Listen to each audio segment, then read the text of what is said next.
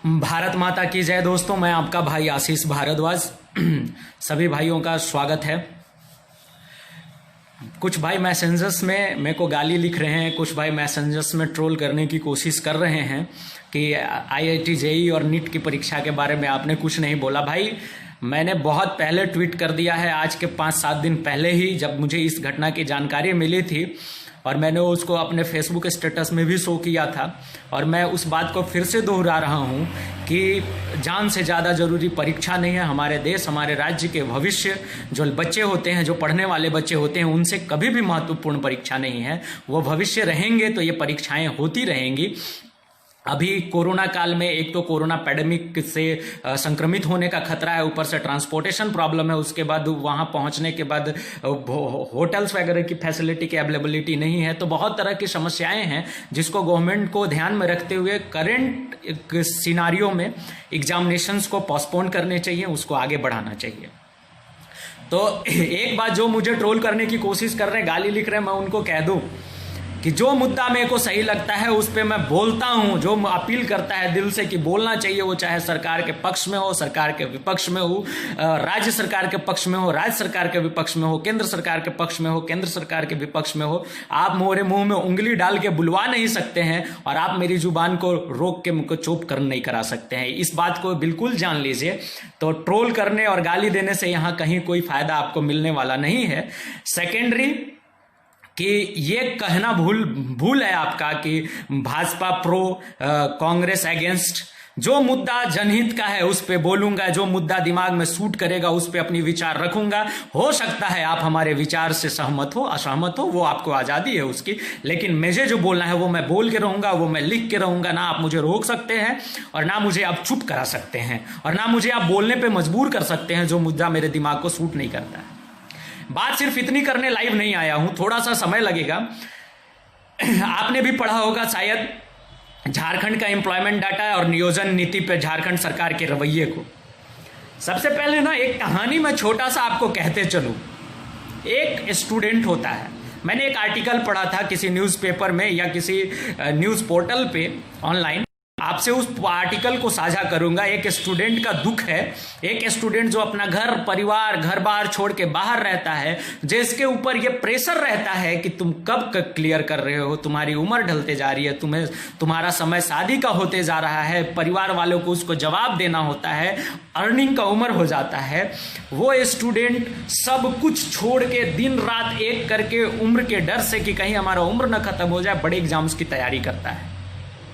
मिसाल पे आप ले लीजिए हमारा झारखंड जेपीएससी, खूब तैयारी करता है, दिन रात एक करके तैयारी करता है। और तैयारी करने के बाद होता क्या है कि एग्जाम्स के डेट आते हैं, डेट आते आते डेट पोस्टपोन्ड होते हैं, आते रहते हैं, होता है नहीं होता है। पहले तो वो उस विडंबना में फंसा रहता है उस स्टूडेंट का career. By the way exams हो गए, अगर एग्जाम हो जाते हैं तो एग्जाम के रिजल्ट को हर जगह चैलेंज किया जाता है, हाई कोर्ट में, सुप्रीम कोर्ट में। उस रिजल्ट पर बार बार रिट पिटीशन दायर किया जाता है और उस पहले तो एग्जाम हुए, एग्जाम के रिजल्ट आने में आपको 1-2 साल के समय लगेंगे। गलती से रिजल्ट आ भी गए तो उस रिजल्ट को बार बार चुनौतियों का सामना करना पड़ेगा। इससे में 3-4 साल का समय चला जाएगा। उस एक लड़के की जिसका एग्जाम उस समय अपीयर करना था, जिसको, उसकी उम्र सीमा इस तरह से समाप्त हो जाती है। इसके बाद उस स्टूडेंट के पास क्या बचता है? अगर रिजल्ट आ भी गया तो उस रिजल्ट में आप ऐसे नाम देखेंगे, ये आर्टिकल था वो मैं आपको अपनी जुबानी सुना रहा हूं, उस रिजल्ट में आप ऐसे नाम देखेंगे जो डिजर्विंग ना होंगे, जो किसी नेता के, किसी मंत्री के, किसी परिवार के सदस्य होंगे, जिनको अगर आप बैठा के एग्जाम ले ले तो वो शायद उस एग्जाम के लायक भी नहीं है, तो वो क्वालिफाइड के लिस्ट में आते हैं। इसके बाद क्या होता है? वो लड़का टूट जाता है, टूट के उसका हौसला खत्म हो जाता है और फिर वो वापस अपने जो पारंपरिक व्यवसाय है उसको अपनाने के लिए मजबूर हो जाता है। बहुत चाहत, बहुत अरमान, बहुत दिल में जज्बा लेके लड़ाई को लड़ता है, लेकिन अंत में परास्त हो जाता है। इसके जिस्ट में है कौन? हमारा सिस्टम। हमारे जो बैठे हुए विधानसभा और लोकसभा में हैं वो लीडर्स।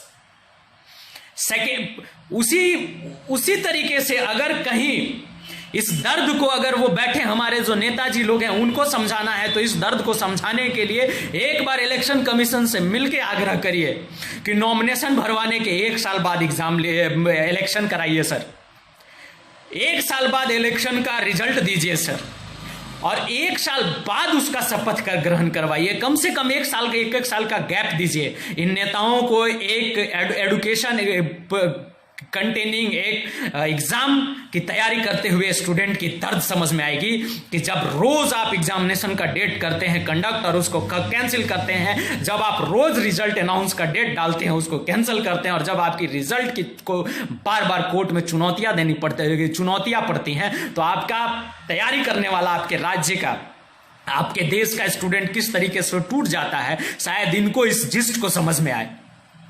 इनको इस जिस्ट को समझाने के लिए जब तक अपने पे नहीं पड़ेगी इन्हें समझ में नहीं आएगा सरकार।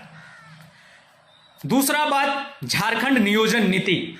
झारखंड नियोजन नीति में देखिए, सबसे पहला जो नियोजन नीति 11 हुए मुख्यमंत्री हैं हमारे झारखंड के, 15 नवंबर 2000 से लेकर आज तक बाबूलाल मरांडी जी से लेकर के हेमंत सोरेन जी तक लगातार मुख्यमंत्री बदलते गए, लेकिन आज तक झारखंडी भाषा को परिभाषित किसी ने नहीं किया।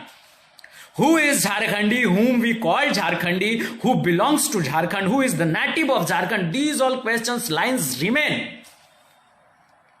अभी 2014 की सरकार जब आई थी रघुवर दास जी की, उन्होंने नियोजन नीति पे 13 और 11 जिलों का समीकरण निकाला था, जिसका मैंने उस समय भी पुरजोर विरोध किया था। मैं वोकल होके सामने आया था, और मेरा एक मानना है कि अगर मैं अपने क्षेत्र, अपने राज्य, अपने देश की लड़ाई में अगर एक तिनका का भी, अगर भगवान राम सेतु के निर्माण में जिस तरीके से गिलहरी का रोल था, अगर उस रोल से भी छोटा रोल में भी मैं अपने आप को सेटिस्फाई कर पाऊंगा, तो ये मेरे जीवन के लिए वरदान होगा, अमृत होगा। ये सोशल मीडिया का जमाना है, ये सोशल मीडिया बहुत बड़ी ताकत है, इसको सही तरीके से यूज करने की जरूरत है, और मैं बोलता रहूंगा इस पे। मैंने उस समय भी बोला था, लोग मुझे मेरे विरोध में भी थे, उस समय भी मुझे ट्रोल किया गया था, लेकिन 13-11 का जो डोमिसाइल सर्कुलर का जो 13-11 का नीति था, उस पर बहुत हो पोपो भी हुआ था, बहुत लोग विरोध में थे। जो आज पक्ष में बैठे हैं, उन्होंने क्या किया, नियोजन नीति पे आज उनसे सवाल करने की जरूरत है। आज आपका 1 साल होने जा रहा है, लगभग आप 2 महीने 3 महीने दूर हैं। आपने नियोजन नीति को लेकर क्या किया? 13 और 11 जिलों का जो समीकरण बनाया था कि 11 जिलों में जो वर्किंग 13 जिले थे, उन 13 जिलों के 100% जॉब को, 4th ग्रेड जॉब को वहीं के लोगों को मिलेगा।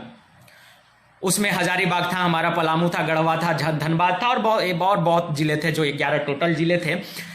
अभी क्या है, नियोजन नीति पे फिर बाद में रघुवर दास की गवर्नमेंट ने एक कमेटी बनाई, जिस कमेटी को दिया गया, कमेटी ने ये बिल ड्राफ्ट किया कि 10 ईयर तक सभी जिलों में नियोजन नीति को 100% के लिए झारखंड में कर दिया जाए। वो मेरा सरकार से हाथ जोड़ के एक अनुरोध है कि सिर्फ नियोजन नीति के तहत 4th ग्रेड की बहालियों को नहीं साहब, झारखंड के व्यक्तियों का, झारखंड के संसाधन पे, झारखंड की परीक्षाओं पे, झारखंड के इंस्टीट्यूशंस पे प्राइम हक उनका है। उनके हक को मत मारो।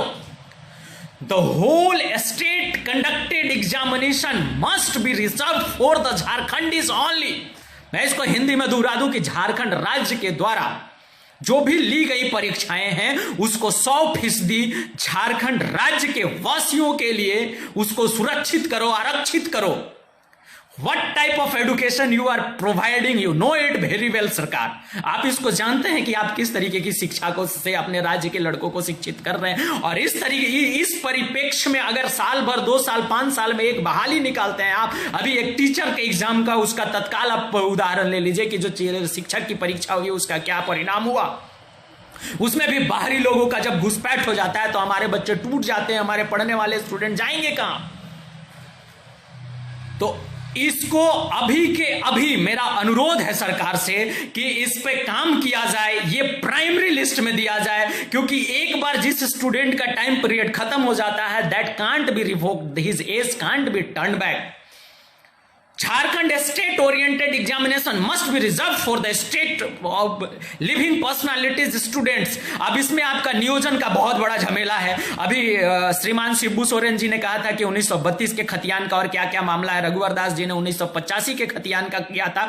आप इसको जिस भी तरीके से विधानसभा के पटल से लाकर इसको क्लियर कराना है, इसको कराइए, और जो भी जिन भी विधायक महोदय तक हमारी बात समझ पहुंच रही होगी, अनुरोध है, आप हमारे लिए, हम सबके लिए गणमान्य हैं, महामान्य हैं, आप इस बात को विधानसभा के पटल पर उठाइए और इसको most debatable topic of the Vidhan Sabha of the constituency लेकर जाइए सर। ये नियोजन नीति को क्लियर करना बहुत जरूरी है, क्योंकि इससे डिपेंड करता है हमारा एम्प्लॉयमेंट और education policy of a state. हर विभाग में रिक्तियां पड़ी हैं, यकीन मानिए मैंने हर विभाग के पोर्टल पे सर्फ करा है। और मैं आपको एक छोटा सा दे दूं कि जब आप directorate of employment and labour training department के वेबसाइट को आप कभी विजिट करना, उस पर सिर्फ ITI छोड़ के employment and labour training sector का कहीं कोई जिक्र नहीं है। That is most amazing thing कि एक स्टेट गवर्नमेंट सिर्फ employment training and labour training sector में ITI को इन्वॉल्व करके रखता है। इससे बुरा और इससे मैं आपको बता दूं कि हतप्रभ करने वाली राज्य के लिए कोई बहुत बड़ी बात नहीं हो सकती है सर। तो नियोजन नीति पे स्टैंड क्लियर करे गवर्नमेंट और इसको एज सून एज पॉसिबल इसको फ्रेम में लेकर के आए। और राज्य के जनता जानना चाहती है कि इस नियोजन नीति पे आपका क्या स्टैंड है। जुलाई 2016 के बाद से नियोजन नीति पे आपने कोई कार्रवाई नहीं की, आप सिर्फ हंगामा मचा रहे थे उस समय। अभी आप क्या कर रहे हैं नियोजन नीति पे? 3 लोगों की कमीशन बनाई है मार्च में हेमंत सोरेन जी की सरकार ने, लेकिन उस कमीशन का क्या स्टैंड है, वो कमीशन कहां स्टैंड करती है, उस कमीशन का क्या रिपोर्ट है, किसी को कोई मालूमात नहीं है।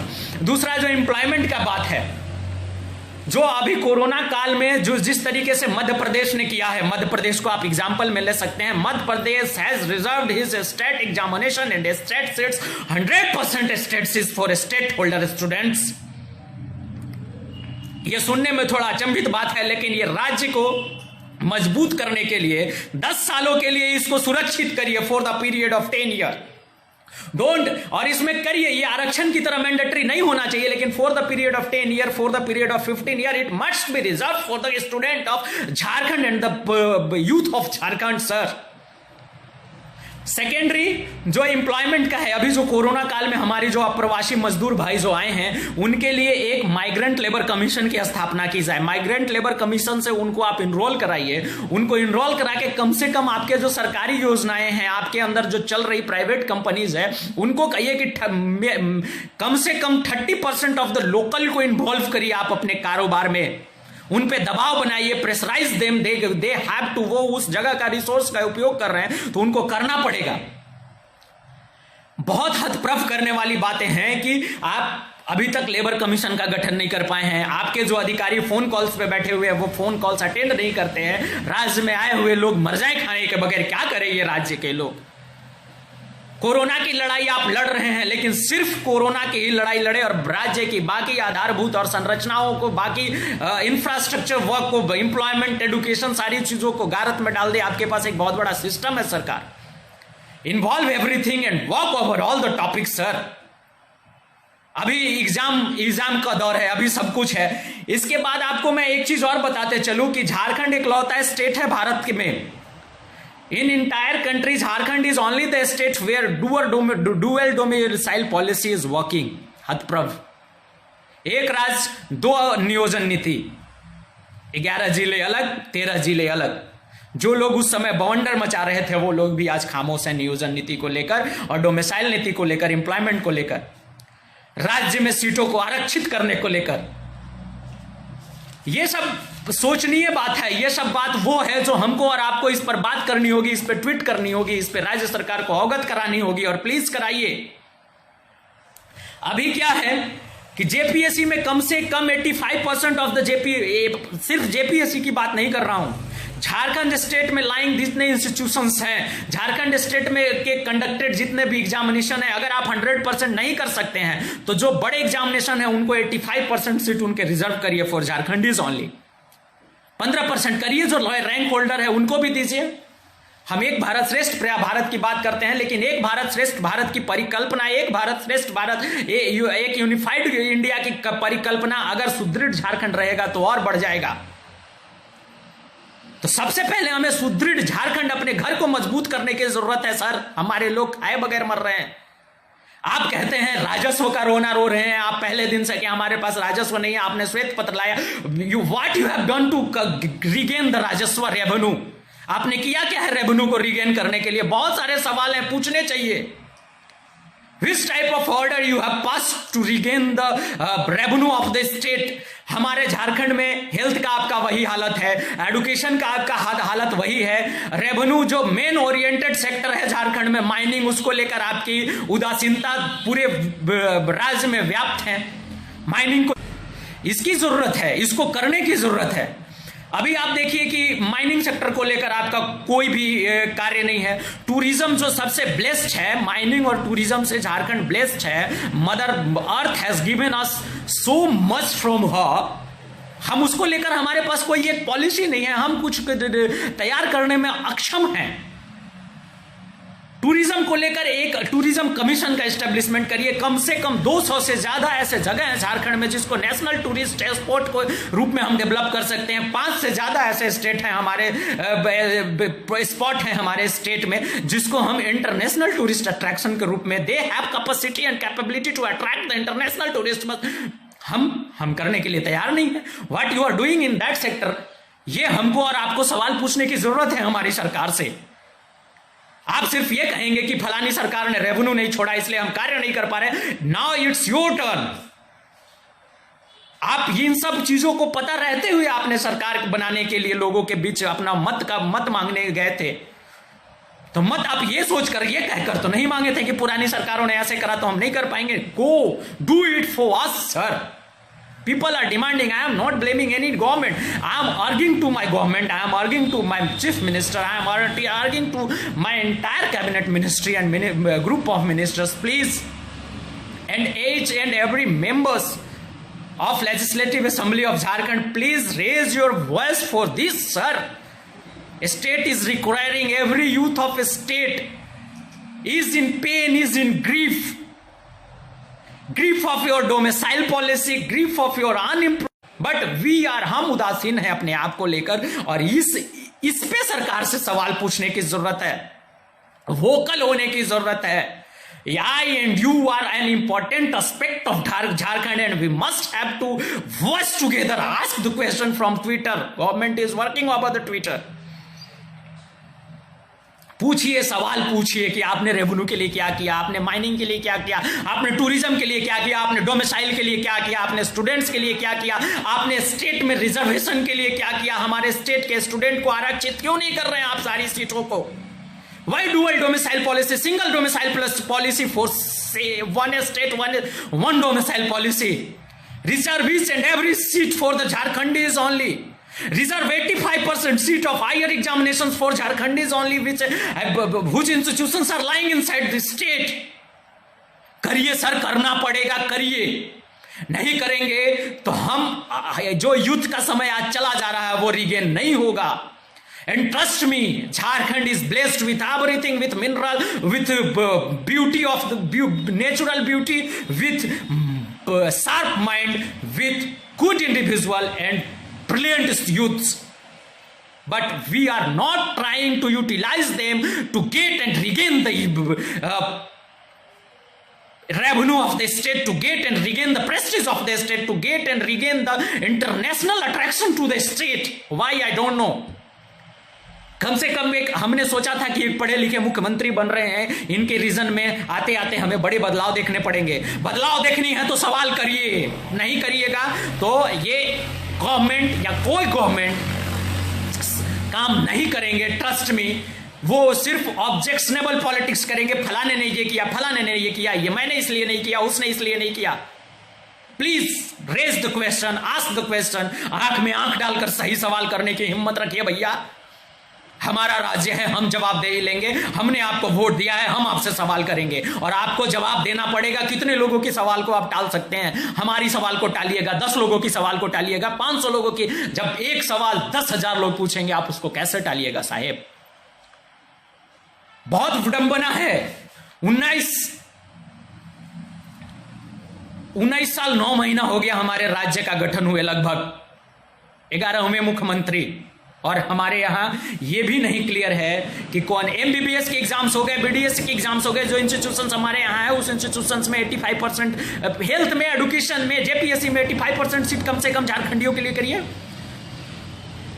4th ग्रेड 3rd ग्रेड में पूरे झारखंडियों के लिए सीट को रिजर्व करिए for the period of 10 to 15 year. करके देखिए सर, बहुत बदलाव आएगा।